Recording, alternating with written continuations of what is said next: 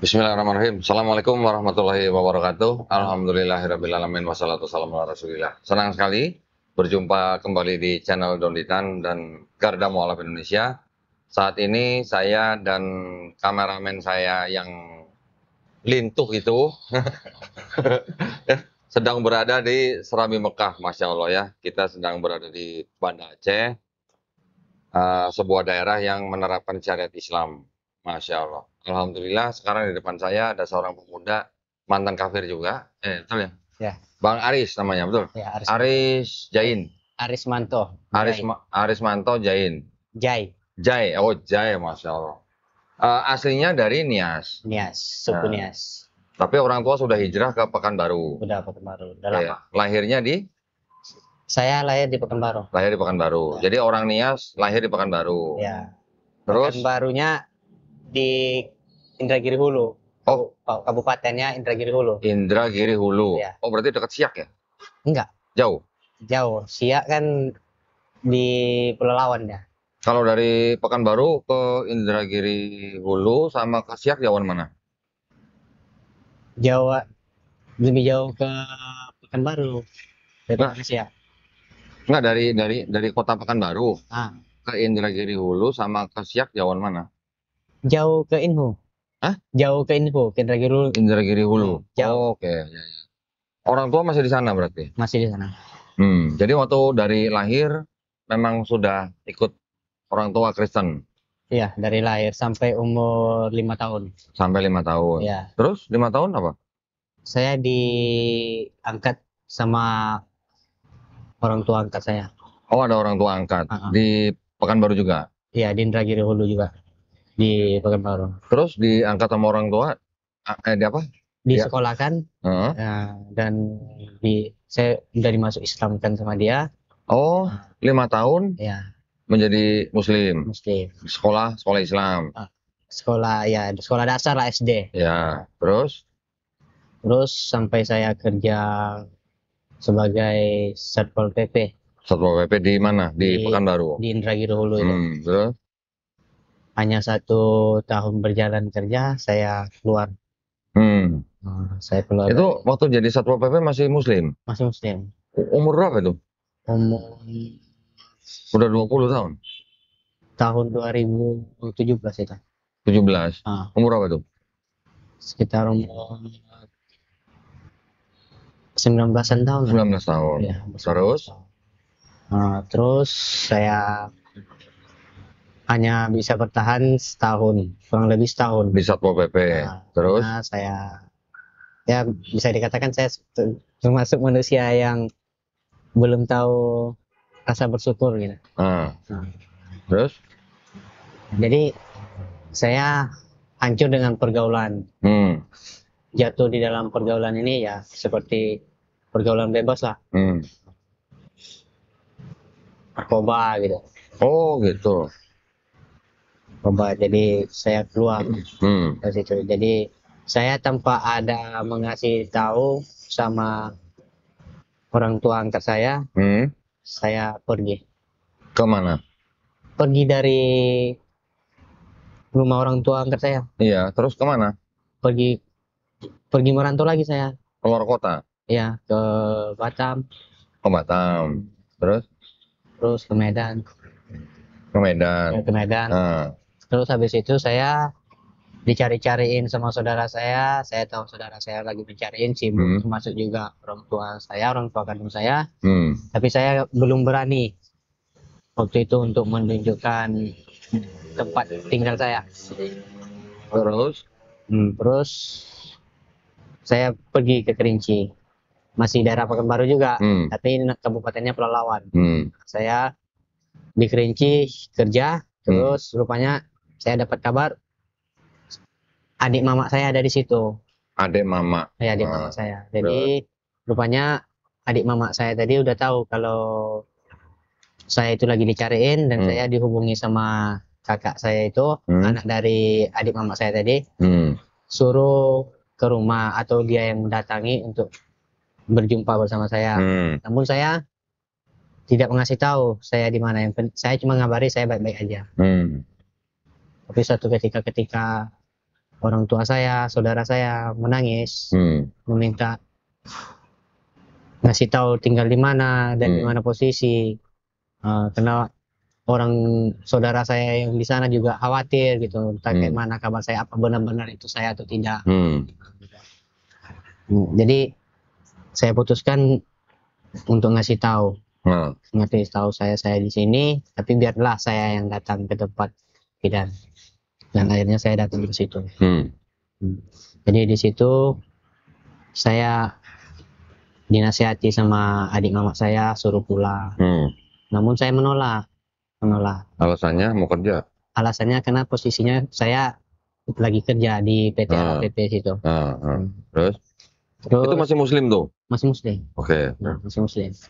Dan setelah itu saya balik ke tempat orang tua saya.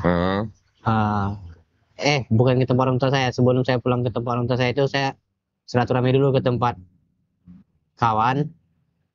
Jadi pas di tempat kawan itu mungkin ada yang ngasih informasi bahwa saya ada di situ. Jadi datang abang kandung saya, datang ke situ menangis. Dia berkata, tolong lihat orang tua kita. Kita nggak tahu berapa lama umur dia lagi. Semenjak kamu pergi tanpa ada kabar, beliau nggak mau makan, sakit.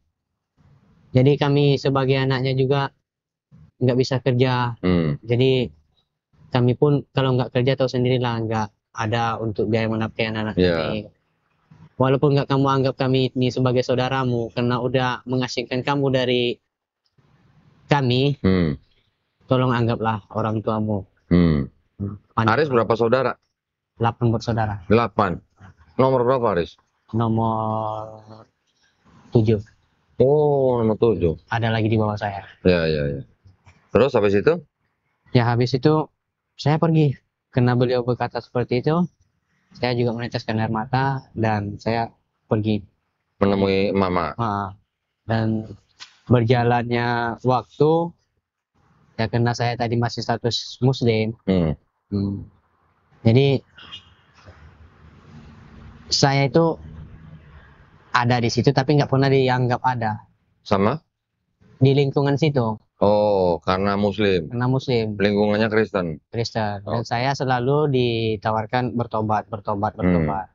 Jadi saya bilang, saya udah bertobat dari Kristen ke Islam. Jadi bertobat dalam segi mananya aja lagi saya bertobat. Kamu udah durhaka sama orang tuamu, sama nenek moyangmu karena asalmu dari Kristen. Jadi balik lagi kamu ke Kristen. Makanya kamu diasingkan, dijauhkan, kata abang-abang saya kan, saudara saya. Karena orang itu takut nanti terjadi sesuatu samamu, hal yang tidak diinginkan seperti meninggal. Siapa yang nguburinmu? Karena Kristen nggak bisa menguburkan kalau kamu lagi di dalam Islam. Jadi saya pikir-pikir, karena nggak ada pilihan lain, ya saya ikut. Balik Kristen. Tapi dengan syarat saya bertanya kepada pendetanya. Saya harus tanya jawab dulu sama pendetanya. Jadi pendetanya siap. Pendetanya, jadi saya disuruh datang ke rumah. Jadi saya datang. Jadi saya bertanya, semua pertanyaan saya itu dijawab dengan begitu mulusnya. Padahal saya menganggap pertanyaan saya itu udah paling sulit lah. Tapi dengan saya pernah berkata kalau bisa menjawab 3 pertanyaan saya bakal masuk Kristen. Dan dia sapu bersih itu pertanyaan. Jawab semua. Masih ingat nggak pertanyaannya apa? Masih. Apa coba? Yaitu kenapa Yesus itu dianggap seperti Tuhan? Dan kenapa Tuhan Yesus itu mempunyai 3 nama? Apa aja? Sebenarnya siapa sebenarnya Tuhan ini? Yesus kah? Roh Kudus kah? Atau Isa Almasih? Bapa kali. Itu Isa Almasih, Yesus, Roh Kudus sama Bapa atau sama Isa Almasih? Isa Almasih, karena di dalam GBI nggak ada Bapa. Itu karena kan di Katolik. Apa? Di Katolik, Roh dan Bapa itu. Terus? Bapa dan Roh Kudus itu kan untuk orang Katolik. Hmm. Jadi dijawabnya sama dengan kita. Kata beliau, saya masih ingat itu, kita ini satu jiwa, satu roh, satu Tubuh. Jadi begitu juga dengan Tritunggal ini tadi. Hmm. Dia tiga tapi satu. Apa kita bisa hidup tanpa ada roh kita? Apa kita bisa hidup tanpa ada jiwa kita? Tidak. Jadi saya argumen itu. Terus? Jadi pertanyaan kedua, apakah terjamin setelah saya masuk Kristen ini benar-benar udah udah dibayar dosa-dosa saya yang sudah? Karena saya merasa paling banyak waktu itu besar dosa saya. Kenapa? Saya udah mengkhianati orang tua angkat saya. Padahal saya itu banyak dibandingkan dengan orang tua yang melahirkan saya lebih sayang kepada orang tua angkat saya. Karena dari umur 5 tahun beliau yang membesarkan saya. Terus dijawab juga? Dijawab juga.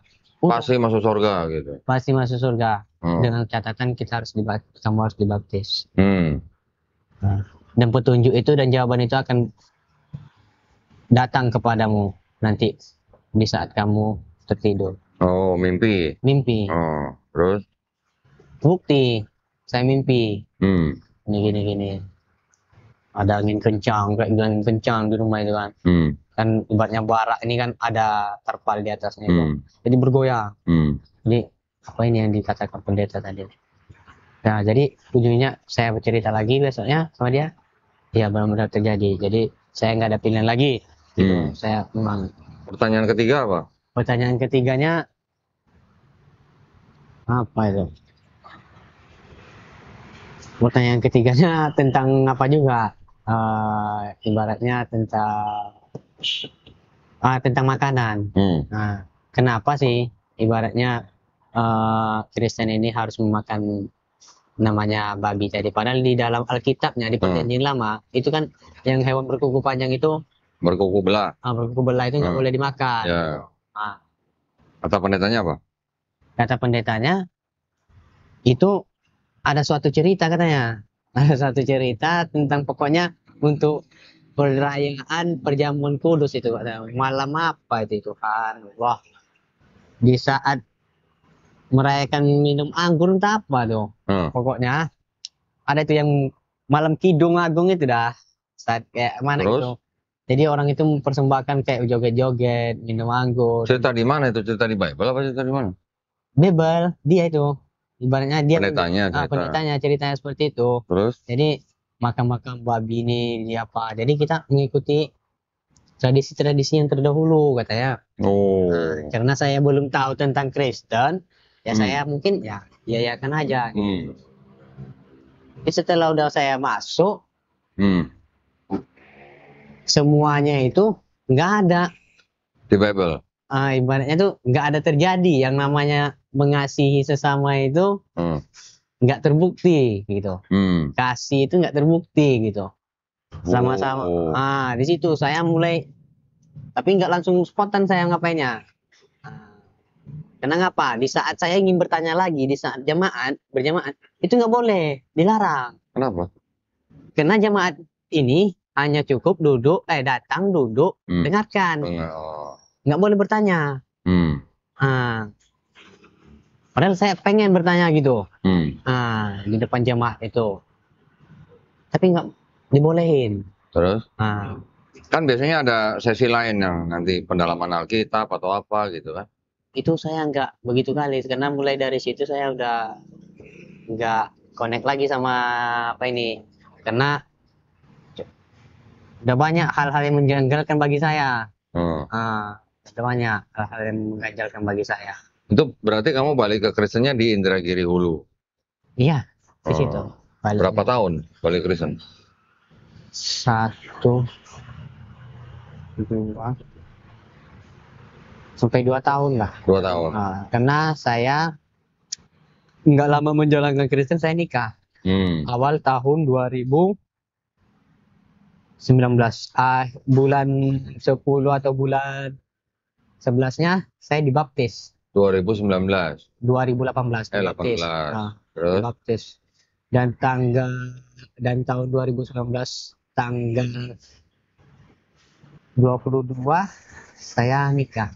Oh, 18 kamu dibaptis, Ya, 19 kamu nikah. awal Terus bulan 3. nikah dengan orang Indragiri Iya. Ulu juga. Orangnya tadi, Kristen tadi, yang Iya, istri saya sekarang. sama-sama di Pekanbaru. Iya. Oke, terus? Jadi saya nikah dan saya ibaratnya ngambil sumpah di gereja. Dan isi dalam sumpah itu saya ibaratnya tidak akan bercerai. Tidak boleh bercerai terkecuali mati, maut yang memisahkan. Jadi setelah saya jalani kehidupan Kristen hari demi hari, waktu demi waktu, begitu banyak kejanggalan bagi saya. Kejanggalannya apa? Kejanggalannya karena saya mau beribadah nih, ibadah. Ya saya ibaratnya contohnya beribadah tadi, ya saya mengikut Tuhan saya. Tuhan tadi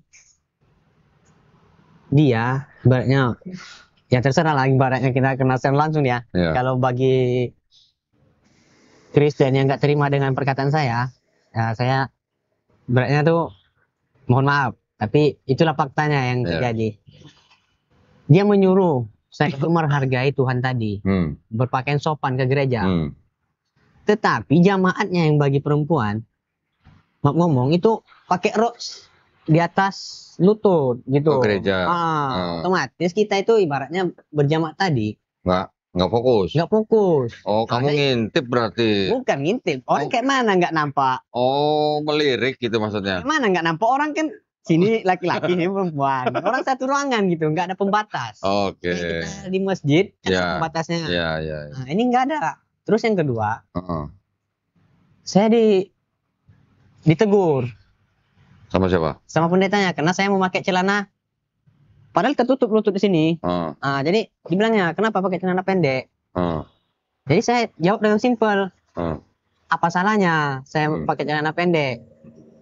Kamu berarti nggak menghargai Tuhanmu. Bagaimana saya mau menghargai Tuhan saya? Saya bilang, saya lihat aja gambar Tuhan itu, walaupun dia disalibkan, apa dia menghargai kalian? Itu mau ngomong nih.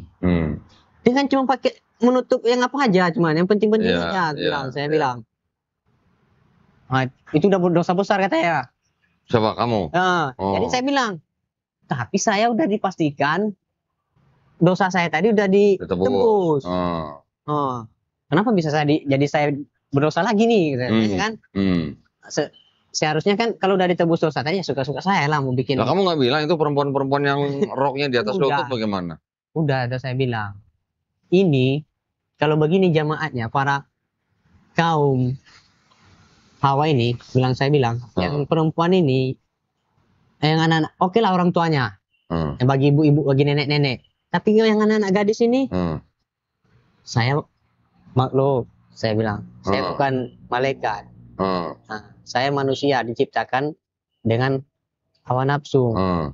Nah ya kan, jadi nggak usah kita ibaratnya sok suci gitu, aku bilang. Ya kamu kalau di gereja ada perempuan yang pakai rok pendek, ya kamu duduk paling belakang dong, biar nggak lihat dong. Mau dari belakang. Kamu kalau duduk depan ya kamu lihat. Saya depan, saya belakang nih. Belakang, paling belakang malah. Malam pun ada saya duduk paling depan. Tapi kan apa itu para yang nyanyi-nyanyi itu apa namanya itu? Ya. Dia di depan. Di depan mimbar itu duduk pula pakai rok. Astagfirullahaladzim. Ibaratnya udah kayak kamu di gereja ngomongnya astagfirullahaladzim gitu. Nggak ada ngingat gitu loh. Ya, astagfirullahaladzim itu istighfar itu memang nggak pernah lepas dari mulut. Saya apa enggak? Walaupun saya dimasuk ke dalam Kristen kemarin, saya nggak pernah lepas dari kata istighfar itu. Karena saya Kristen, bisa dihitung berapa kali masuk gereja dalam satu tahun, sehingga saya dijemput ke rumah untuk datang ke gereja. Saya menolak, karena saya kecewa. Saya mau bikin data di Inhu, di catatan capil, surat nikah saya itu nggak berlaku untuk bikin data saya tadi. Kenapa? Nggak diakui, karena nggak tercatat. Nah, begitu besarnya saya bayar sama pendeta Suparman Halawa itu, saya jelaskan nih orangnya nih. Ya mana tahu dia melihat, saya memang jengkel sama dia. Begitu besarnya saya bayar itu surat nikah. Bukan masalah dengan angka dengan surat nikah itu, enggak. Kalau nggak ada gunanya sama aja bagi saya itu. Oh, maksudnya surat nikah dari gereja itu tidak berlaku di catatan sipil? Untuk bikin data, Masa nggak bisa? itulah heran saya. Mengapa yang lain bisa? Saya bertanya gitu, kenapa yang lainnya bisa? Udah kayak seperti ada kecurangan gitu, kayak kan di sana itu kalau niat sini kayak mana bilang saya. Dia apalagi di gereja itu marga, dia bermarga, kayak bukan gereja umum itu, kayak gereja marga saya bilang. Oh, Pengisinya halawa semua. apa? Halawa semua. Halawa tuh apa? Marga halawa semua oke. yang punya kedudukan di situ. Iya, iya. Orang lain nggak dikasih. Apa mungkin gerejanya belum ada legalitasnya mungkin? Gerejanya memang belum, itu kan apa orang itu mendirikan secara ilegal. Saya dengar seperti kemarin itu pernah mau digusur orang desa situ. Jadi karena orang itu bukan dibikinnya itu gereja, hanya rumah ibadah gitu. Jadi karena dibikin rumah ibadah sah saja kan. Tapi yang mengajarkan di situ seperti gereja gitu. Ya, terus akhirnya kamu kecewa terus gimana? Ya saya kecewa, saya memberontak, dan ibaratnya saya mengingat lagi tentang Islam gitu. Saya mengingat lagi dengan Islam, saya nggak peduli lagi dengan Kristen ini. Ya, karena saya ganjalnya saya, masa orang mati dirayakan, menunggukan main judi. Main judi di apa itu? Oh, maksudnya orang sedang menunggu orang meninggal yang mayat ini mau dimakamkan, dikuburkan, tergantung pihak keluarga, entah 1 minggu, entah 3 hari. Orang-orang yang menunggu main judi. Gitu, mungkin udah acara. Ya saya karena nggak tahu entah ini adat, entah apa ini memang apanya, tradisinya saya nggak tahu. Yang penting itu saya nggak terima. Pribadi saya nggak terima. Dan saya dekati lagi secara pelan-pelan kepada orang tua angkat saya. Dekati lagi, saya menyesal. Waktu kamu masuk Kristen, orang tua angkat kamu tahu? Tahu, dan beliau sangat marah. Beliau sangat marah. Beliau sangat marah. Terus? Saya tahu beliau sangat marah. Sampai-sampai waktu saya menikah pun beliau nggak datang. Padahal saya udah nyampe ke pesan. Terus? Dan setelah itu saya udah punya anak 1. Saya beranikan diri untuk bermain ke tempat orang tua angkat saya. Setelah punya anak? Setelah punya anak. Dan saya ke sana, saya disambut sebagai anak, seperti kayak mana anak kandung, dan datang ke rumah orang tua. Disambut dengan baik. Jadi saya tahu di dalam agama Islam itu ibaratnya kalau diperlama-lamakan yang beda agama itu di tempat orang Islam ini, yang ada menimbulkan ibaratnya cerita-cerita yang tidak gitu, tidak diinginkan. Dan orang tua saya angkat itu seorang ibaratnya aktif dalam berjemaah lah, pengajian. Terus? Jadi beliau mengatakan kalau kamu tinggal mau sampai kapan pun di sini nggak masalah, tetapi istrimu kan Kristen. Jadi jadi bahan cerita di sini. Ya saya sebenarnya pengen membahas itu, bantu saya sadarkan lagi. Sadarkan lagi saya bilang sama dia. Aris bicara ke orang tua angkatnya, minta disadarkan lagi. Terus? Ya, disadarkan.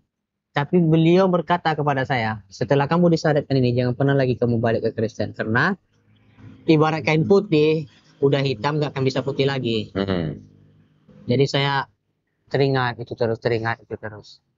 Saya ngambil keputusan, memang sadarkan.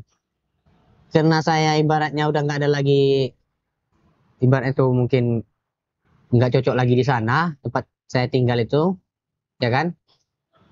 Daripada saya balik ke ke Kristen, saya antar anak dan istri saya tadi ke rumah orang tuanya, tua saya. Dan situ saya sekitar beberapa bulan terus saya pergi merantau ke Srilanka. Istri kamu ditinggal? Tinggal. Saya bilang berkata, saya nggak akan pernah balik ke Kristen lagi. Karena waktu itu ada suatu kejadian yang sebenarnya saya menangis. Nangis saya. Karena anak saya yang paling kecil itu nggak sampai umurnya 1 tahun. Dia sakitnya keras.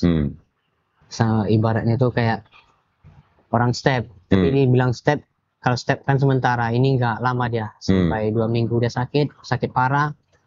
Dan orang itu berkata kepada saya, siapa yang berkata? Mertua saya, orang tua saya, saudara-saudara saya. Nah, pendetanya juga bilang, kamu harus bertobat. Jalan-jalan satu-satunya cuma bertobat kamu agar anak ini diangkat penyakitnya sama Tuhan Yesus Kristus. Karena kamu udah melakukan dosa besar, makanya anakmu terjadi. Istri saya nangis-nangis. Bang, tolonglah. Mungkin ini teguran Tuhan kepada kita, kan? Karena kita udah Islam, kan? Saya bilang, enggak. Sekali saya bilang tidak. Kalau memang itu anak dititipkan Allah tadi untuk saya, dia tidak akan mengambil begitu mudahnya dari saya. Saya bilang begitu. Saya tidak akan berpaling dari Islam ini.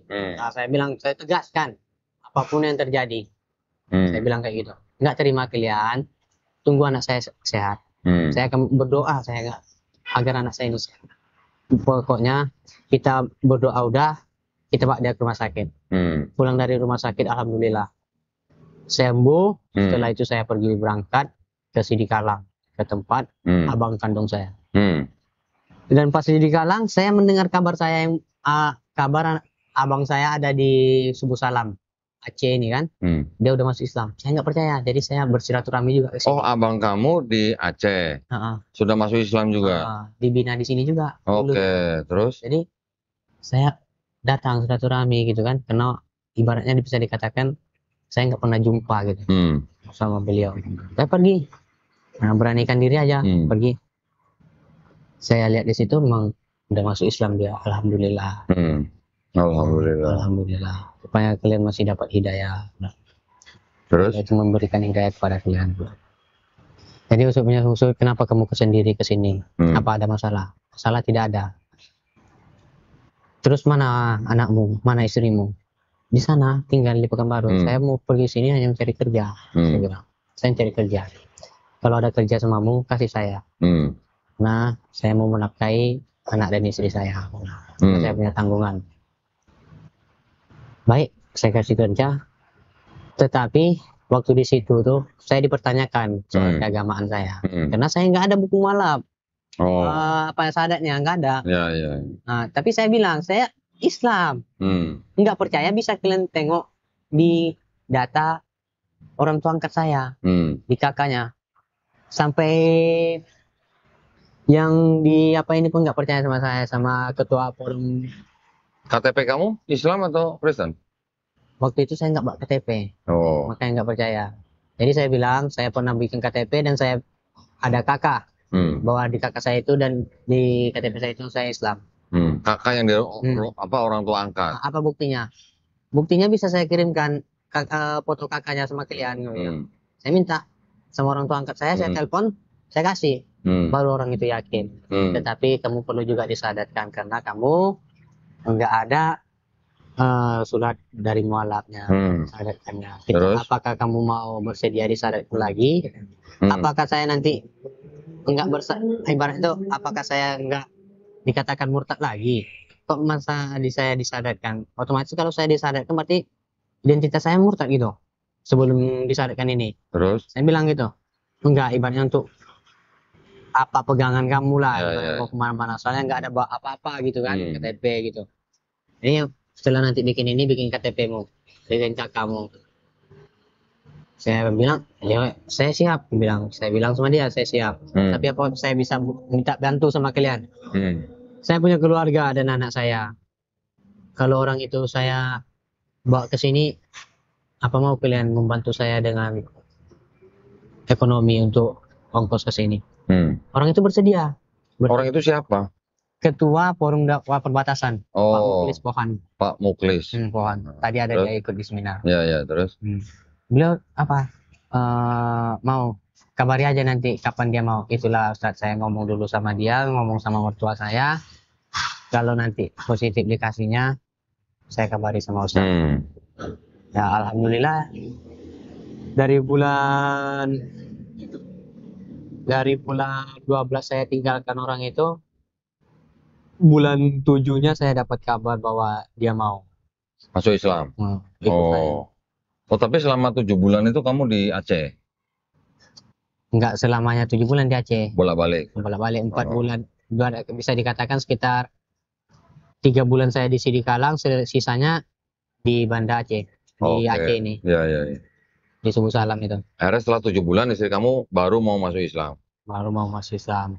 Dan saya bilang sama beliau, istri saya ini pernah juga dia masuk Islam terus murtad. Kenapa dia bisa terpengaruh menjadi masuk Kristen lagi? Karena di sana nggak ada binaan.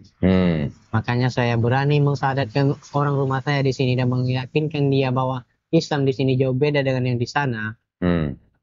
Karena di sini ada pembinaan, ada tuntunan.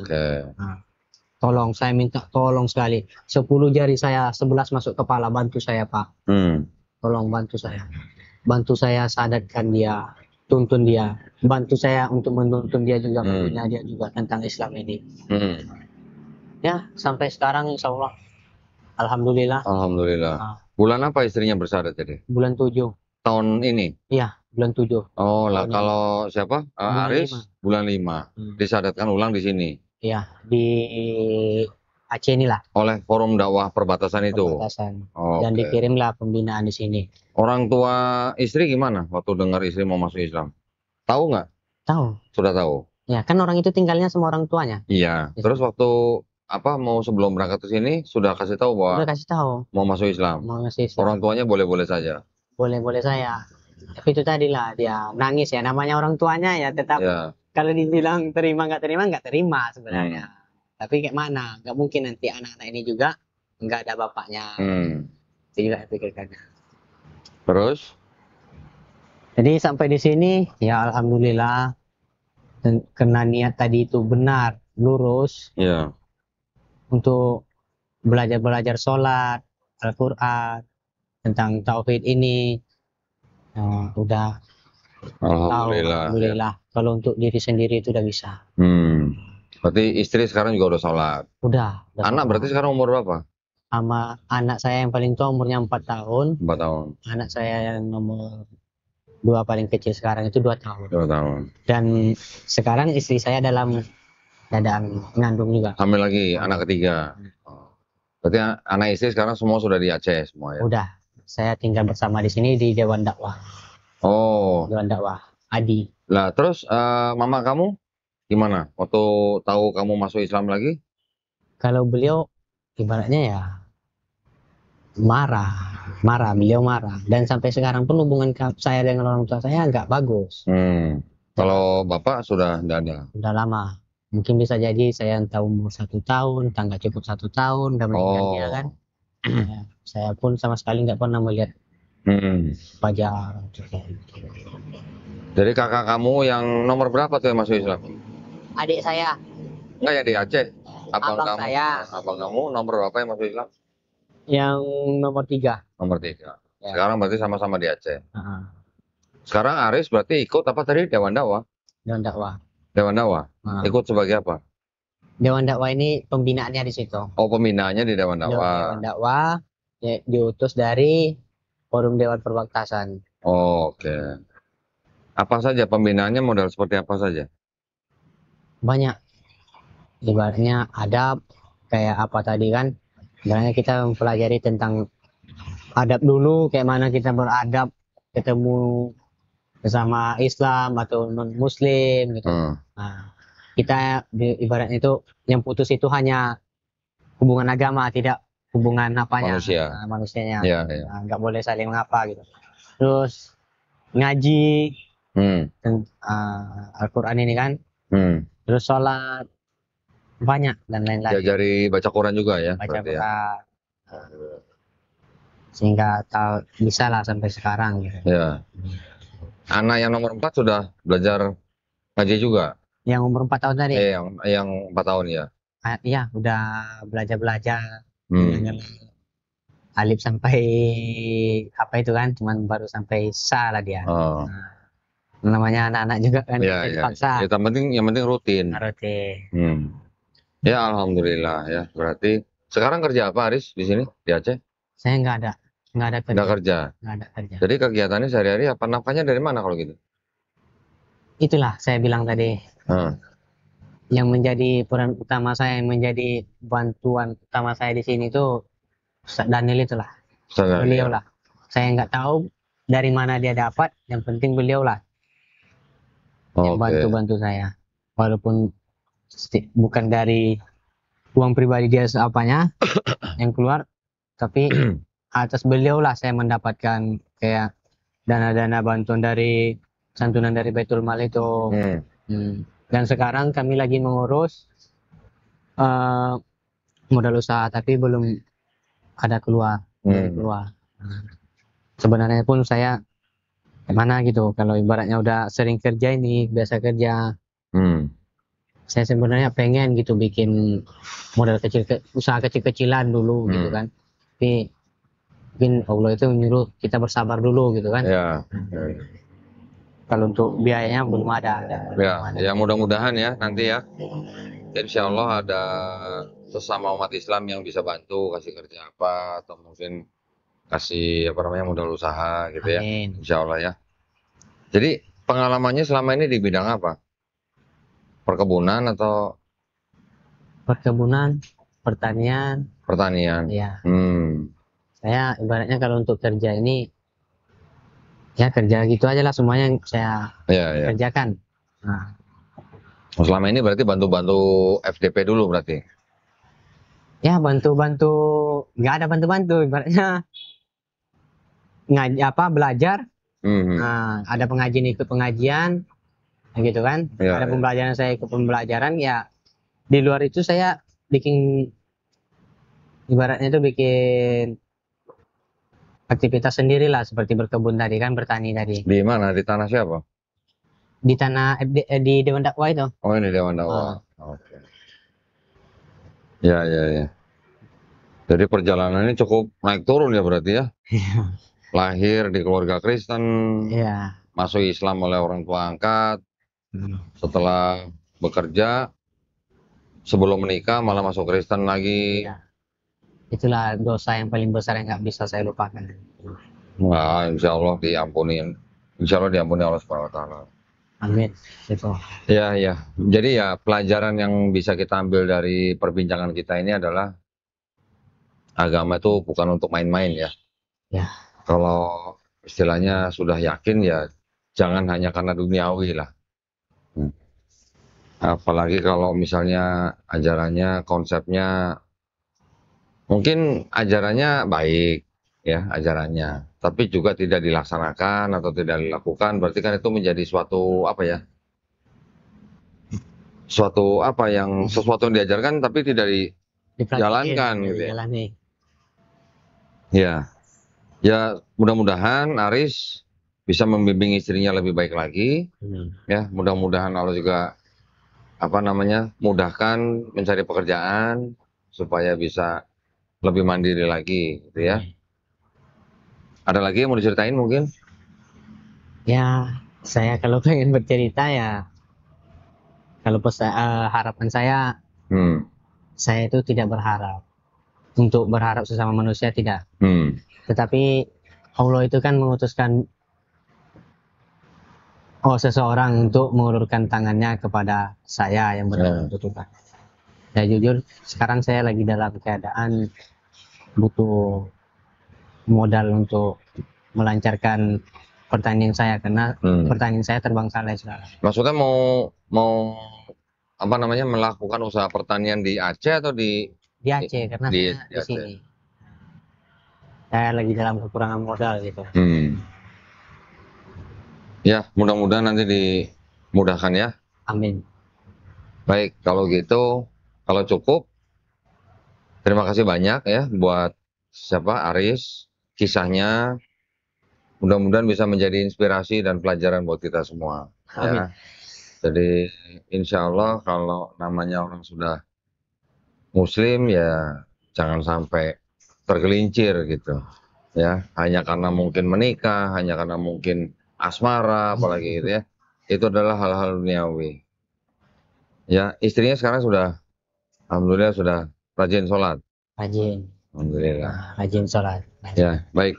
Ikuti apa yang sudah dibina oleh Forum Dakwah Perbatasan, ya, supaya Aris bisa menjadi Muslim yang kafah, Amin. ya, gitu ya. Baik, kalau gitu, ada pesan mungkin buat penonton? Ada. Tadi ada mau tanya katanya. Oh, itulah tadi suatu pertanyaan. Pertanyaannya, kenapa kita setelah udah masuk Islam ini Hmm. nggak bisa mendoakan orang tua kita yang meninggal di dalam saat keris? Ya, ya memang itu udah perintah Allah Subhanahu Wa Taala. Padahal itu kan orang tua kita sendiri. Iya. Beda cerita seperti Baginda Rasulullah bersama pamannya. Hmm. Nah, itu kan hanya sekedar paman. Kalau mungkin hubungan paman kan bisa putus. Ini kan hubungan darah. Hubungan paman putus dari mana? Nggak bisa putus juga. Nggak bisa. Kan ada hubungan darah. Minta paman sepupu gitu kayak Iya. paman sepupu. Kalau orang tua kan hubungan darah langsung. Iya. Kalau paman kan dari orang tua. Ah, Tapi artinya orang tua kita di dunia ini kan hanya istilahnya dipakai Allah Subhanahu Wa Taala kan hanya untuk menghadirkan kita ke dunia. Ya, makanya Allah Subhanahu Wa Taala memerintahkan kita untuk menghormati orang tua kita sebaik mungkin. Ya kan, itu kan perintah juga yang sangat penting dalam Iya. Islam. Walaupun orang tua kita beda keyakinan dengan kita, ya kita tetap harus menghormati, tetap harus menuruti perintahnya selama bukan perintah untuk bermaksiat, iya. ya kan? Nah, kenapa kita tidak boleh mendoakan orang tua kita yang sudah meninggal dalam keadaan bukan Islam? Kenapa doa kita nggak pernah nggak akan diterima? Hah? Nggak akan sampai doa kita tadi karena kita ini Islam. Posisi saya sekarang kan Islam. Nah, jadi orang tua saya nanti misalnya meninggal di dalam keadaan kekafiran, ibaratnya itu saya berdoa untuk orang tua saya, untuk beliau yang misalnya entah ada perjalanannya di saat menuju apa itu kan ada hambatan, tapi ketika saya berdoa untuk dilancarkan nggak dijawab gitu. Gini, yang menjalani kehidupan di dunia orang tuanya Aris siapa? Kan mereka sendiri yang menjalani hidupnya kan? Ya. Ayahnya Aris yang sudah meninggal ketika menjalani kehidupan di sini pasti sudah mendengar tentang Islam kan? Mungkin hidup dengan bertetangga dengan orang Islam juga. Sudah mendengar tentang Islam, tapi dia tidak mau beriman. Kenapa kita tidak boleh mendoakan? Karena ketika dia hidup di dunia, dia sudah mendengar tentang Islam dan dia tidak mau beriman, yaitu adalah resiko dia sendiri. Bukan berarti resiko yang dia ambil di dunia ini terus harus kita yang memohon-mohon supaya diampuni gitu. Ya, orang tua kita di dunia ini kan hanya hubungan orang tua, tapi nanti di akhirat kan udah lain cerita. Ya, ketika orang tua kita yang beda keyakinan dengan kita masih hidup di dunia, kita boleh mendoakan. Mamanya misalnya, masih ada kan? Ada. Nah, masih Kristen kan? Masih. Sekarang Aris masih boleh mendoakan mamanya yang masih hidup di dunia ini supaya diberikan hidayah. Itu boleh. Tetapi kalau sudah meninggal bukan dalam keadaan Islam, kita sudah dilarang mendoakan. Ya karena itu udah tanggung jawab masing-masing. Gitu.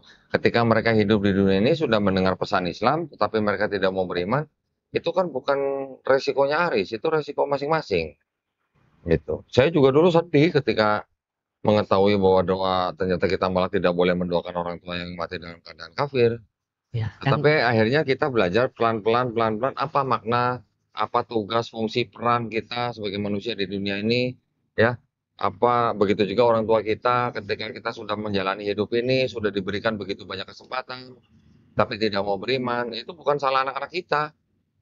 Bukan tanggung jawab Aris juga ketika papanya meninggal apa dalam keadaan kafir terus Aris harus mendoakan gitu, bukan begitu, masing-masing jadinya tanggung jawabnya masing-masing. Kita hanya perlu menyampaikan sudah disampaikan, diterima tidak diterima sudah bukan tanggung jawab kita lagi. Itu. Itulah makanya di dalam Islam kan kita mengenal la ikraha fiddin. Tidak ada paksaan dalam Islam. Nabi aja nggak bisa maksa pamannya untuk masuk Islam. Kurang apa coba? Nabi, orang paling mulia di dunia ini, tidak diberikan kesempatan untuk bisa mengislamkan pamannya.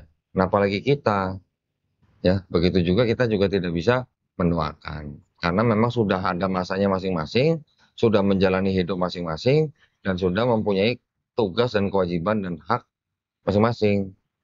Sudah dijalani nih, nggak mau beriman, ya sudah kita nggak boleh doain. Dia sudah harus mempertanggungjawabkan sendiri. Insya Allah begitu ya. Ada lagi? Nggak ada Ustaz. Tadi yang mau nanya apa Dewa Zeus nggak jadi? Ya tadi udah dijawab ya Udah di dijawab. seminar ya. Ya jadi Aris ini termasuk tadi salah satu peserta seminar yang diadakan oleh Forum Dakwah Perbatasan di Asrama Haji ya. Di Asrama Haji apa namanya? Asrama haji. Asrama Haji aja di Kota Banda Aceh ya. Ya begini aja kalau saran saya, Aris sementara belum ada pekerjaan, bantu Forum Dakwah Perbatasan. Bantu aja kegiatan mereka apa aja, bantu aja. Oh, saya Ya. selalu aktif kalau untuk gotong royong aktif. Iya, ikut aja, bantu. Tugas apa, terima aja. Mau ditugaskan ke perbatasan pun sekalian nggak apa-apa. Itu namanya berdakwah. Ya. Ya, itu malah menjadi orang yang istilahnya apa? Fisabilillah. Ya. Jadi jangan kecil hati, belum ada pekerjaan terus saya nggak mau berdakwah, jangan. Saya nggak berkecil hati tentang soal pekerjaan. Ya, kalau misalnya sekarang belum ada pekerjaan, tapi ada kesempatan di dalam kegiatan dakwah, jalankan. Ya. Insya Allah, Allah kan nggak diam aja gitu. Ya kan. Oke, cukup ya gitu ya. Mudah-mudahan kita semuanya istiqomah. Amin. Ya, insya Allah kita semuanya husnul khotimah. Amin. Ya, juga insya Allah kita semuanya dihindarkan dan dijauhkan dari api dan asap neraka ya. Amin dan ya amin ya rabbal alamin. Baik, kalau begitu terima kasih banyak atas perhatiannya buat para pemirsa. Mudah-mudahan tadi obrolan kita yang singkat ini bisa membawa inspirasi, membawa manfaat buat para pemirsa ya. Dan juga buat para pemirsa yang ingin membantu perjuangan dakwah kami, dipersilakan bisa mengirimkan ke Bank Muamalat. Nomor rekeningnya 3030 300 300 atas nama Yayasan Garda Mualaf Indonesia. Barakallahu fikum. Semoga partisipasi para pemirsa diterima di sisi Allah Subhanahu wa taala sebagai amal jariah ya. Amin ya rabbal alamin. Baik, kalau gitu kita pamit undur diri ya. Insya Allah kita jumpa lagi di konten-konten selanjutnya yang lebih menarik lagi. Barakallahu fikum. Akhir kata, wassalamualaikum warahmatullahi wabarakatuh. Waalaikumsalam. Terima kasih banyak ya, Haris ya.